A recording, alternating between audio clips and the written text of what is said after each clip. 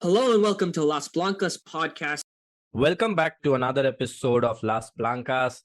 We are back, and this time we are just returning from an international break. The first game after the international break hasn't been played yet, but there has been a lot of noise around everything. The transfer window is approaching, and as is always the case, there's a lot of chatter about who is going to leave. There have been people are certain about some players not getting there are reports about some players not extending the contract, some not being offered the contract, some leaving voluntarily, and the signings that we are interested in. And oh my god, it's this summer is going to be a proper shake up, it feels like, and I am not ready for it, because when you shake things up with a vision, that makes sense, but that is not the case, it seems like here. But yeah, so we will talk about the spicy things, the things that everyone loves to talk about because it gives you hope of what can be.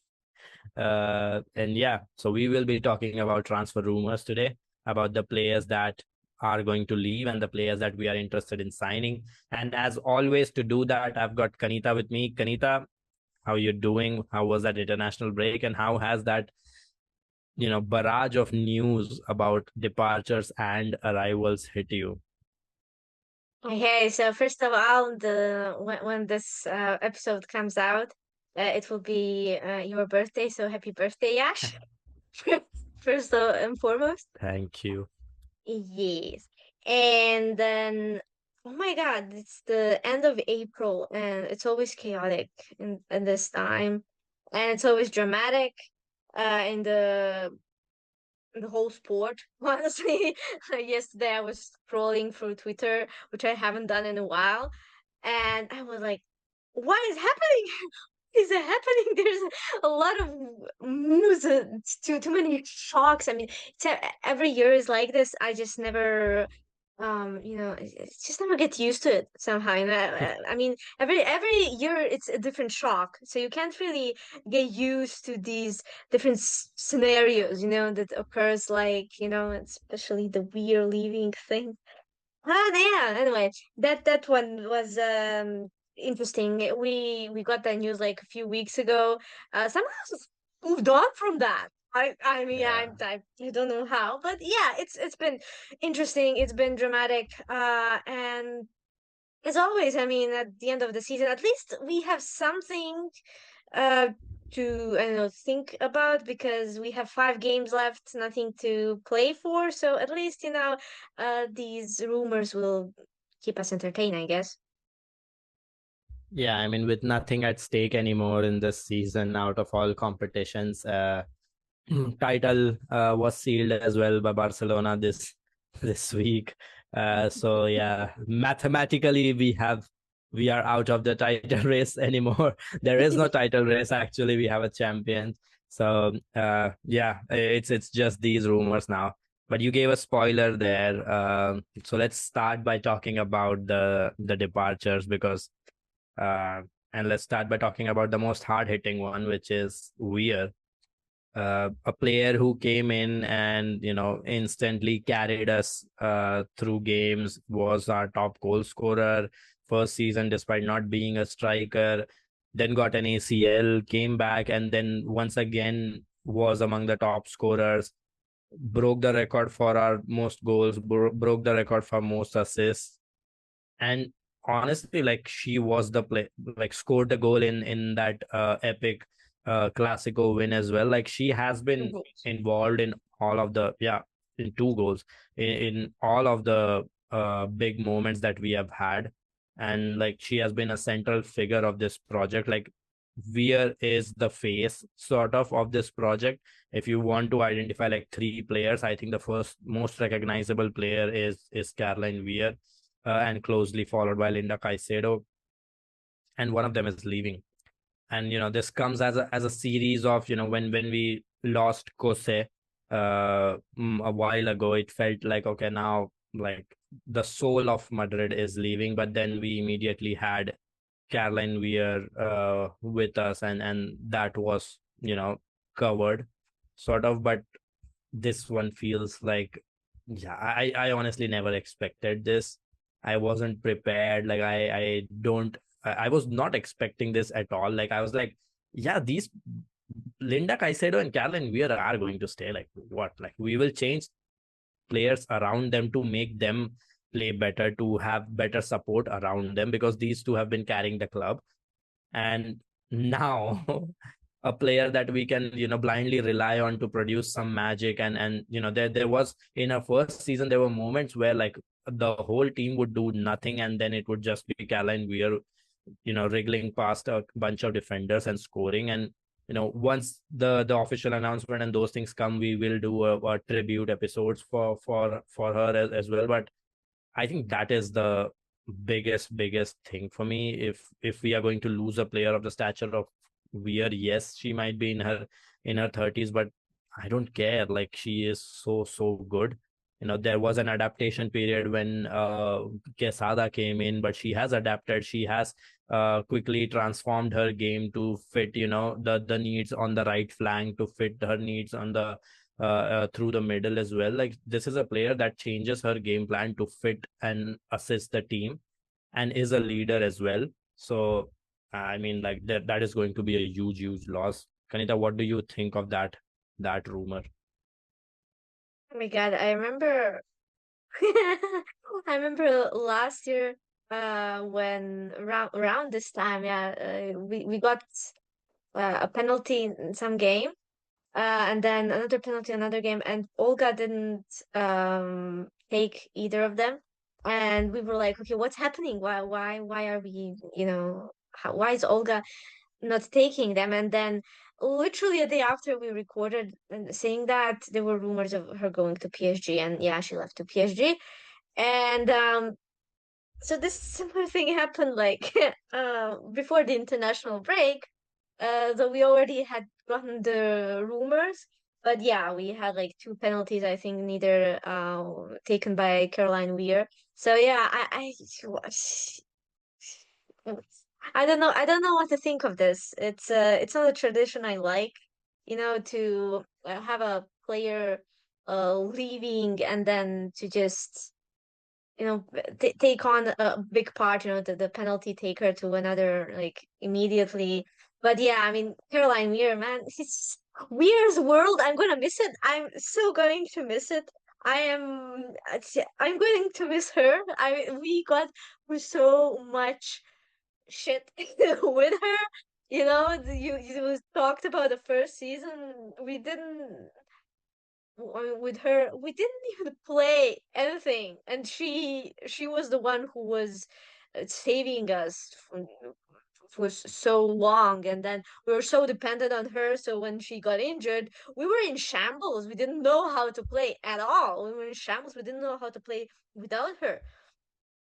She got back the first game back. She assisted. She scored, and it's just like she was never injured. I mean, that's an insane player, insane mentality as well, and the love for this club as well that she has. I mean, that that video of her in the Zidane jersey, right? The famous one. I mean, oh my God! But yeah, we'll do. Sadly, we're going to have to make a tribute. Oh my God! Yeah, it's painful. I don't know. It's not hitting me yet as much. I mean, so as soon as we got the rumor, I was like, yeah, no, this is not happening, right? And then a couple of days passed, and I was like, okay, this is serious. Oh no. So yeah, it's not hitting me real yet, but yeah. I mean, if it is true, and if it is if she is going to Lyon as is rumored, I hope she gets to say goodbye to the fans properly, because like she is like everywhere in the history books. Whenever somebody wants to talk about Real Madrid Femenino in the future, I think it's synonymous with Caroline Weir and her arrival. And like we were not prepared for it, because like nobody expected it. And why would anyone expect that? You don't sell, you try to do everything to keep the best player of your club's history there, right? So it's out of the ordinary. Like honestly, like when that official communication will hit, when, if she posts some letter or some video, I think it's going to be like, it is going to hit like a truck, honestly. And yeah, it will be emotional, but it will also be a loss of a very, very great player of like immense quality. And yeah, we will definitely do a tribute when that happens. Let's hope that something changes if she doesn't leave, but it is looking unlikely. And then yesterday we got some other news as well, uh, regarding departures of two other players, one of whom was not offered a contract renewal and the other one refused a contract renewal. Uh, so apparently Misa and Tere are also going to leave at the end of the season. Now, let's start by talking about Misa a little bit. Now, this season, Franz arrived, immediately became the starter, then got an injury, and Misa stepped in. And, like for the rest of the season, we had some very embarrassing performances, but none of them involved Misa, or like had Misa at fault. We have been critical of her. We have been critical of her flaws and her shortcomings, but there is no denying that she feels what it is to be a Madrid player, or like she feels what that emotion of being linked with Real Madrid is. She is as much a Madridista as us all, and in fact, even a bigger one, because she gets to represent it on the pitch every time. Through bad performances, through good days, through horrible score lines. She has stood it all. Like she has been through it all. She is the longest serving player as well, in the club's history, and has been a central figure like for everything we have done, in every big moment, in every small moment. Like she has been there. She has been between the sticks, shouting orders, celebrating like a fan would on the pitch. And that part of her game, her personality, is what made it resonate a lot with the fans. And I think that is going to be the biggest miss for me. Yes, we will replace her with a better goalkeeper. Yes, there are goalkeeping options that we can look for, but that personality and that Madridismo that she showcased on the pitch, and even when she was not on the pitch at the start of the season, she was on the bench, you would still feel like, okay, whenever Misa is going to come on, we expected her to play for the badge, and she always did that. So yeah, it's going to be a very difficult sort of thing, and I'm sort of trying to mentally prepare myself for the kind of the letter or video that she will post, because like there are numerous pictures of her in as a kid in that Madrid jersey, and it was a dream come true for her, becoming captain of the club that she dreamed of playing for one day. And yeah, it's going to be a horrible summer. But yeah, what did you make of that rumor, Kanita? It just hit me. We're losing everyone who we had in the first season. Both Tere and Misa Yeah. are leaving. No, there's going to be no one left. Oh my god. Oh yeah, terrible summer. Anyway, uh yeah, no, I agree with everything there. I mean, Misa Misa has really been through it all on the pitch. She, I'm a big fan of Iker Casillas, and she reminds me of her with her attitude on pitch, of him, because she constantly yells at her teammates, and I agree with her. I agree with her, especially in Clásicos. You can just hear her screaming on the street. And I'm like, yeah, I agree, Queen. I agree, Queen. But yeah, she's been through it. She's been through it, but. Oh my God, I remember the Classico that we won, and those iconic pictures of her celebrating on her side. While they were celebrating the goal on the other side. It was so good, and so many other. I mean, she suffered with us. I mean, every single loss, she was absolutely devastated. You can see it in her. She was asking for forgiveness from the fans and everything. And yeah, she got this captain's armband. So yeah, I mean, she definitely got to live her dream and became a Real Madrid captain as well. And yeah, I don't know, man. It's been an interesting season defensively, but as you said, not something you can blame on Misa. It's just that when we fail, our entire defensive line fails, and that's that. I mean, he saved us from maybe like 10-0 scores at this point. So yeah, yeah, it's I'm definitely going to remember her um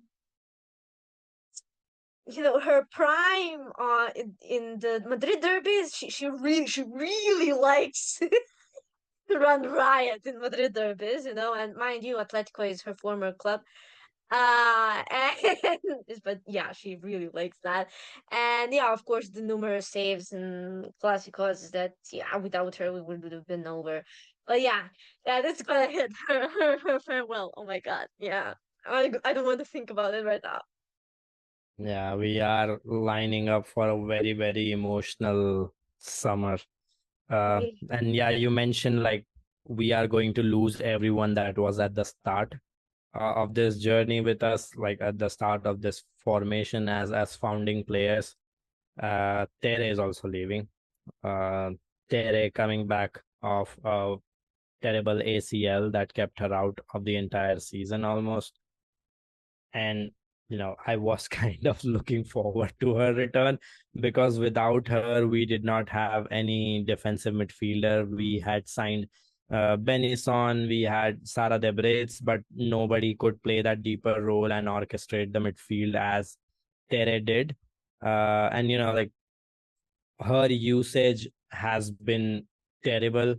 Like here she wasn't available, but when it was Toril as well, like she would put on a very good performance and then wouldn't see the pitch for the next 3 games. And honestly, like the world recognized her talent when she went on to the World Cup, and she did what she did. She helped Spain win that damn trophy, and everyone was recognizing her talent because she is that good. And we never got to see that at club level because of how we used her or how infrequently we utilized her qualities. But while there are doubts about what level she will return to post her ACL, because it's always difficult, I think you know a player of her profile is somebody that the club also needed. So I was hoping that she would get an extension, or like she would be here for at least one more season, so that we can like be sure of her level, of her quality, and then decide. But I guess it's not happening. We don't know where she is going, but I think it is going to be a terrible loss. And if she gets back to her level, I think that is one of the best deep midfielders you can have for your team, especially when you're trying to play possession-based football. So comfortable, so good at reading play. But yeah, it's going to be a big loss, I think. What do you think of her departure, Kanita? Yeah, I mean, we constantly talked about the lack of system that she played Yeah. under with Toril. So yeah, that's why she was really never really recognized on club level, but in Spain it's a whole other story. There's a system there, and she thrives in it. And she obviously led her country to the World Cup, as you say. And it's yeah, I don't know. I was I was looking forward to her turn as well. To see how it goes with the new coach and everything with the new midfield. But yeah, she didn't just have ACL, she also had meniscus injury, so it's two in one. It's been more than a season at this point. I think more than a year actually, the full calendar year. But yeah, it's not happening. Sadly, we're not going to see her. Maybe she plays. Maybe because there were some like she trained with the team. Maybe she plays a few minutes to say goodbye. And hopefully she'll be ready for just a few minutes to just say goodbye. I mean, and yeah, especially because we have our last game at home. So yeah, but I don't know. I mean, listen, I just want to make this comment because people have very often questioned her passion for the club. So she might not have been a long-term Madridista since since childhood and all that. And yeah, there were also things like, oh, Tere Kule and stuff like that. And when she plays as well, like she would, oh, why do we have this Kule? And it's I think, yeah, that's I don't want to sound vulgar, okay? So I'm not going to. But yeah, I don't like those comments because whenever you see her on the pitch and whatever happens, whenever a goal comes, you can see her just stomping on the ground. You're like, yes, goal, and last minute goals as well. She's over the moon about them. I know. I remember people saying, remember that Camp Nou game? It was such a good game. Like I know it was emotionally exhausting for the girls as well. Result aside, but after it, she went on to the stands. Her family was there, and she cried with them, and they were consoling her. You did well. Don't cry. And then, but she was so sad after. It was such a emotional game as well. But yeah, she definitely played with her whole heart. I mean, I don't know what she feels for the club as an institution, but I know that when she played, she gave it her all. And I really love Tere, and it's also sentimental as well, because she's been with us for these entire 6 years. So yeah, yeah, it's going to be once again very very very fun summer. Yeah. I mean, yeah, on that topic, I think like as fans, we want like the players joining the club to be born a Madridista, to be Real Madrid, be the first team that they support. But I think it's fine. You support what you see a lot of the times. Like if you are surrounded by fans who support Barcelona, you're likely to support them. But I think whatever club she supports in her personal life, I think whenever she stepped on the pitch, there wasn't any doubts or any questions surrounding her commitment to the team. And that is more than what I can ask for. We have a very quality player who did all that she could for the club, evolved with us, helped us in moments, like took those long shots that only she can, scored from them. And, like she is a quality player. Like I hope that when she comes back on the pitch, I hope that she gets back to her best self, because there is a very very good player there. And yeah, I hope the world gets to enjoy it, if not in Madrid colors still. So yeah, I mean, I wish her well. um but yeah, these are the departures. I think when they will be confirmed, it's going to be a mess. We we are probably going to be a little emotional. There will be a lot of anecdotes to be shared about these, because they have been here for so long now, that it almost feels a parasocial relationship with them. Like it almost feels like that. But yeah, we will get there when we get there. But let's move on to talking about the exciting stuff. Yes, we are losing players, but who are we signing? Let's talk about the rumors on that side of things. Let's start by the most exciting, and the one that will bring the goals, the forward position, or the striker position rather. And apparently, we are negotiating with Chelsea for the signing of Mayra Ramirez. And that came as a shock to me. I mean, we obviously need reinforcement in that area, because Brune's availability has been questionable, and like she has been available for so little minutes, and we have no clarity about what is going on with Brune, if she's struggling with something, or like what is her situation.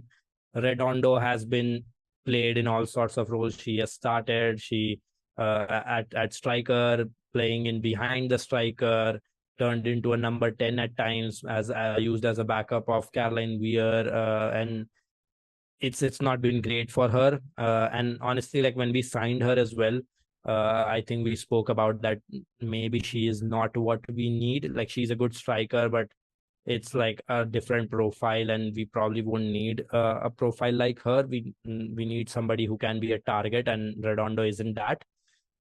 She thrives on making runs in behind and making those sort of runs that we won't get the space to play with. But she has done her part, but we definitely need reinforcement. But my shock comes from the fact that we are going for a player that is currently, like, her availability is very questionable. Like, she hasn't played a single minute this season.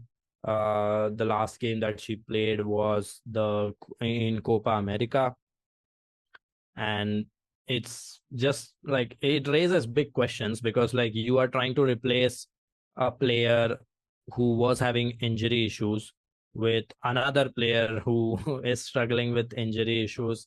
Seems a little this, and like, with the way the negotiations are being reported, it feels like Chelsea are trying to get a good fee for her as well. Like, there is no doubt that Mayra Ramirez is good, and like, if we share her if we share look at the numbers from like the season before, her full season at Chelsea, she did well. Like, she is a player that we have seen do exploits in the league as well, who has done exploits against us and hurt us.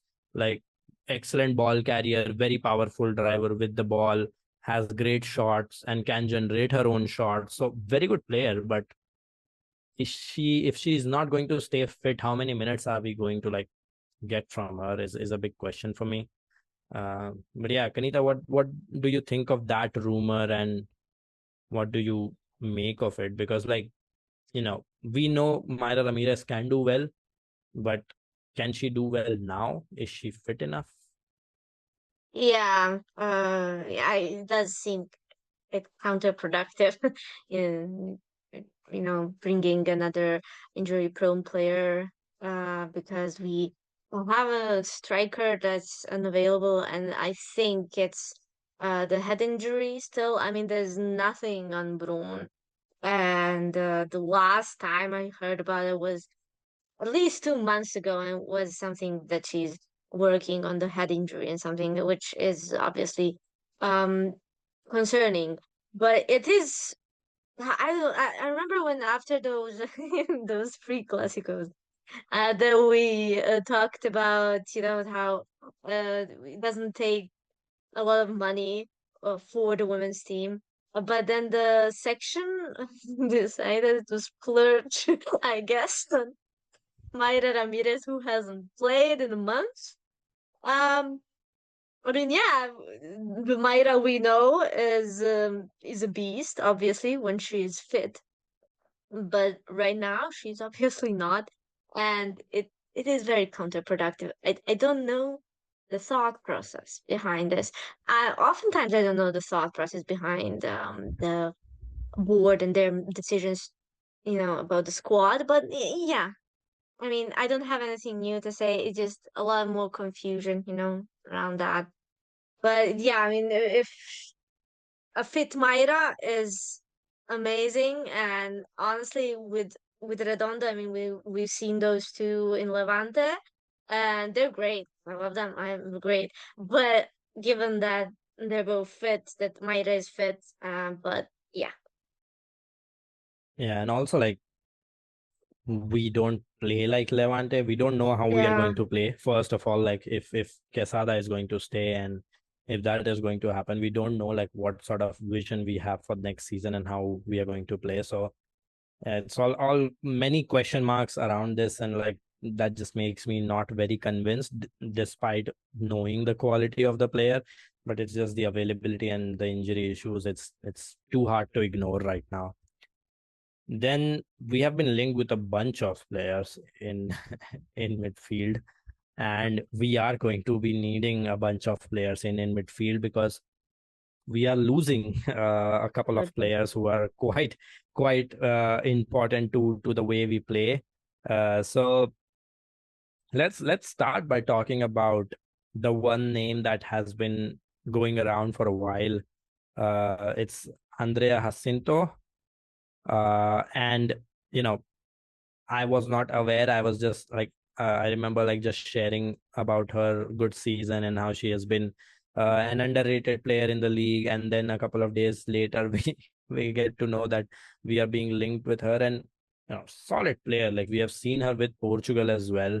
In the biggest stages, she is quality. Like there is no denying that she is a very good controller.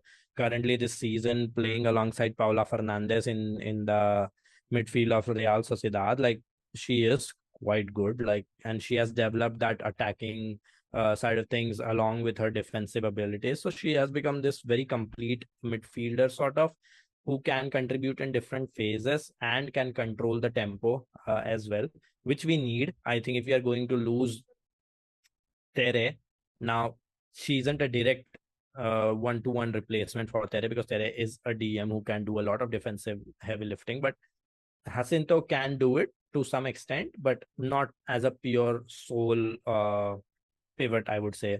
But yeah, I am personally, I like that signing. I think it's going to come at a low cost. A player who has the international experiences will continue to have that international experience as well because of her quality, has the experience of the league as well. So there is no downside to it, in my opinion. What do you make of that rumor? And then you can lead us on to the next name, which is from one of your clubs as well. Oh my gosh. Yeah, yeah, whenever we play Real Sociedad, we always mention Jacinta. And I mean, for a reason, girl is everywhere. I Yeah. mean, she's literally everywhere. Her ball carrying is really good. And yeah, I mean, you said pretty much everything I had in my mind. But it's an exciting one. I mean, when I saw the rumors, I also saw the reactions from the fan base, and it was divided. But then one side was saying, "Have you even seen like Jacinto? Why are you complaining?" You know, one side is complaining, one is happy, and the one that is happy is asking, "Have you even seen Jacinto play?" and stuff like that. So yeah, it's probably because of this. You know, the club she comes from, which I mean, I don't understand. Real Sociedad is a good team. They've had a few kind of seasons, but in general they're a good rival, and very often we have very fun games with them. But I just hope because we whenever we sign someone from the Basque clubs, it doesn't end well. Very dramatically, it ends very badly in the end, which and we're apparently signing two of those. One from Real Sociedad, and the other, yeah, is you let me to start about Zubieta, from Athletic Club, and oh boy, God, I really hope that we're going to use her and use her well. Um, Subieta, okay, Subieta for me is a little bit sometimes shaky in the deep. Sometimes I mean she's generally good, um good in the deep, but she can really do well in back free formation, and even be put as a center back. So even when she's not put as a center back officially in the starting lineup, she will often, she will let the whole defense go in attack, and she'll stay back and be in the last line of defense, and you can trust her with that. However, she the way Athletic plays is a bit dramatic when it comes to defense. Okay, they usually they have this they can press too high, and then just one very quick counterattack can lead to a goal, to conceding a goal. So they play much different. They on the edge of their seats, or something like that. Whatever you want to call it. So yeah, they kind of like this kind of dangerous vibe when it comes to that. And they like to give me heart attacks because of that. Because it was like, oh my god, what? How are they going to defend this? How are they going to? And then they somehow defend it, and then I scream at them for making me, so stressed. So yeah, it's a definitely different thing, and she definitely was in a lot of experiments in athletic club with a lot of different formations. But yeah, I like Subieta. I really do. But but but I feel like she can be misused very very easily, and if she's put to play just whatever wherever, just tell her, okay, do your thing. I don't think she's going to fit in. I think you're going to have a bit of control around her. And I mean, if this signing is confirmed, we'll definitely get Isa as well to get her opinion of her. But for me, signing what a 21-year-old to play that deeper role, wherein like she needs a lot to go her way to be able to produce good performances. Like you mentioned, like in front of a back three, she can be decent, but we don't play back three. We don't know if we will play back three. We probably don't have the squad to play back three. But yeah, that is the thing. Like I'm not too high on her. Like she is good. She is solid player, but does signing her improve us in terms of like squad depth or something? Squad depth wise, yeah, probably. If you want to add depth to that midfield, like fine, but I would still imagine that coming off the bench or like being a substitute option, she wouldn't be able to showcase. And like we have Irune there, we have like the option that we are going to have next season is, we don't know what is happening with Tolati. We'll probably have Irune. We will have Hannah Benison. We will have Sara De Brits. We'll probably have Jacinto. It's difficult for me to imagine where her place is in this and how she can contribute whenever she comes on. Like it's fine to have a bench role, but I'm not too sold on the fact that she'll come in and instantly like improve us with her ball playing or anything like that, honestly. But yeah, it's a signing that isn't the most exciting. Can it turn out well? Of course, like it can. She's just 21. A change of environment, it being put in a different setup can definitely help. But based on what we have seen so far at Athletic Club from her, uh, it doesn't get me very excited about this signing. Let's just put it that way. We'll do a deep dive on her if and when that is confirmed. But currently, it's like, do we need her sort of signing for me? But yeah,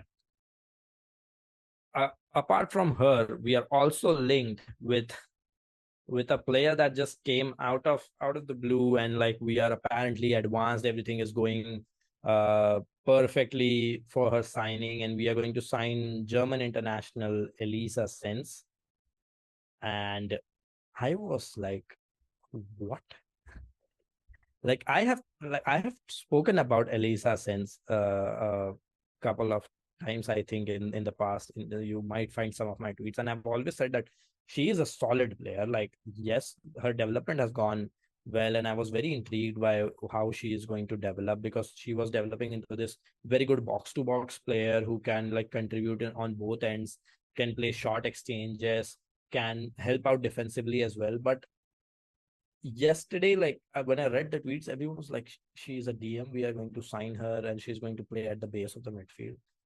Guys, she doesn't play that role. If you watch her under Nico Arnautis in the last 2 seasons, yes, can she play deep? Yes, she can. Does she always play deep? No, she doesn't. Like she plays alongside another midfielder in that system that they have. Frankfurt sometimes play a 4-1-4-1, sometimes play a 4-3-1-2 sort of situation. And those three players, like one of them is Graue. I am probably not pronouncing her name right, but you can go and check their lineups and you will find her. And Elisa Senß is playing alongside her, and she helps out on the wide side, trying to defend and trying to recover ball and clean possession up on that side. But she isn't sitting at the base of the midfield and running the show like people are expecting her.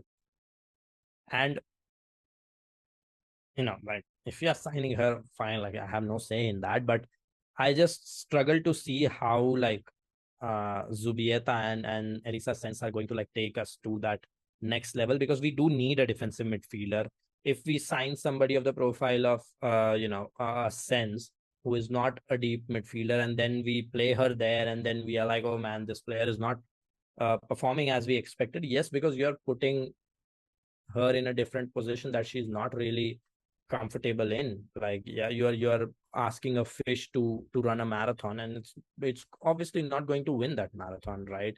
And that is what like I think there is a dissonance among the fan base about what Elisa Senß is as a player and what the fans think of her as. Like there are numbers, you will see these numbers on your screen as well about her, and she is a decent player, but like to say that yeah, she is one of the best defensive mids, and she can win the ball, she can recover the ball. No, she isn't that. Like she is very good in her restricted area, but if we play the way we play in a 4-2-3-1, wherein the other midfielder that will play alongside her will probably be given the license to attack, because we are going to be losing. If we lose Weir, we are losing a big chunk of our creativity. So we will need somebody from midfield to take up that responsibility as well. And if you have Elisa Senß stuck up in the back, ahead of the back line, then you need the other midfielder to be very proactive. And, can a Jacinto and Senß double pivot work? Maybe. But again, when push comes to shove and teams are playing at a quicker speed against us, we will struggle, because neither of them are like polished defensive midfielders. And at this point, like we need a polished defensive midfielders. So yeah, it's interesting what we are trying to do in midfield, because I don't see the vision and I won't be able to like see the vision until we have some clarity on who the manager is going to be next season. But yeah, that is what the situation is in midfield. And in defense, we are going for another Chelsea player, which is like, I'm like, damn, we are moving big, but apparently we are signing Niamh Charles. And honestly, like I like that signing, versatile player, not that old. She's 26, like has a lot of minutes under her, very good experience, can play as a right back, can play as the left back. And we might be losing one of the left backs. So like she can fill in there, I think. And yeah, I mean, in terms of squad depth, that's the kind of signing that you would make. But apparently Chelsea are making it difficult to sign her as well. But yeah, do you have any thoughts on Niamh Charles as a depth option for us, Kanita, for next season? We were linked to another left back. I can't remember now. To Oh, Niamh the and Real. So it was Nerea, Nevado, and yeah, Ayara. yeah. So Nevado and so both Ayara. both Niamh and Nevada. Yeah. Oh my God. Yeah, that was an interest, but yeah, it kind of dimmed out. Those rumors were just yeah. Um, I just want to comment on this Elisa Sen's situation. So, what you're saying is it doesn't make sense. Anyway, yeah, I needed to make this joke. Yes. I'm really sorry, but I also remember that the people. I mean, people of other fandoms are saying we're actively retiring German players from German national. We're getting another German, so that's interesting. But yeah, it's going to be interesting because I mean, you also said it, but we have Irune. I'm confused. I mean, Irune is more of a first team player than Comendadores, and Comendadores is officially in the first team, but she plays more often and is in even in the starting lineups more often. So she's more regular. So I don't understand what's going to happen with Irune. Are we going to let another young talent, insane young talent, by the way, this is for me the best talent that has come out of our academy. If we're going to let her go by signing, I don't know, for whatever uh system we're cooking, maybe, I don't know. But it's so unclear. The squad situation is very, very unclear because we don't really have that much information. I mean, people are saying, okay, it's natural for Angel Doll to leave. I mean, we're guessing Angel Doll is leaving. There's nothing on her renewal. As you said, we also don't know about Toletti. I don't know. I mean, I hope we're not losing her. Damn. But we also don't know about Yasmin. I mean, her contract is ending as well, but there's nothing on her as well. So it's really unclear, with this unclear vision of the current players, which one of them will stay, and with this weird set of rumors we're having, it's really difficult to have a vision. It's really, really difficult. I mean, I know the last season, I mean, we usually do this, but when we talk about some signing that might not make sense, it ends up being pretty surprising.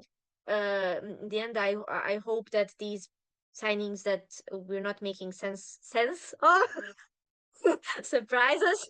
But yeah, I mean, we'll see. I don't have the vision as well, but yeah. Yeah, I mean, I think we'll have clarity as the season, strolls towards the end, I think. But yeah, these are the rumors. It's always very fun to talk about. The departures not so much, but the arrivals definitely, because it sparks a lot of debate about what do you think of this player, and it's like, no, you don't know anything about this player. This player is the best defensive midfielder. This player is the best striker and everything, and it's always hilarious to watch. But yeah, if you are watching this, let us know who you think we should sign. And, what do you think of the rumors about players that we are being linked with? Please let us know in the comment section. And I think that will be it. We play again on Sunday, the 26th of April. And we will be back with another episode for that game. It's nothing at stake, but we have to do what we have to do. And we will be back to discuss that game with you on Sunday. Until then, a la Madrid. A Madrid.